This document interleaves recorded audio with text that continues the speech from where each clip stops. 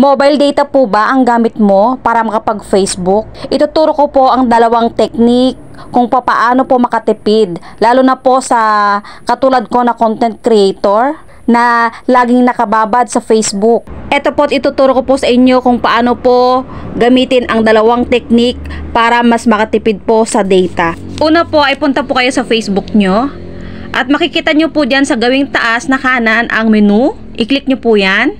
Dito po sa baba ay mababasa nyo po ang settings and privacy. I-click nyo po yan. I-click po ang settings sa taas. Dito po i-scroll up nyo po yan. Makikita nyo po dito ang media. I-click nyo po. At dito po, video quality. Ayan, kung napapansin nyo po ay, ang nakalagay po dito ay optimize. So ngayon po, ililipat po natin dito sa My Data Saver para makatipid po kayo ng 40% po sa mobile data nyo.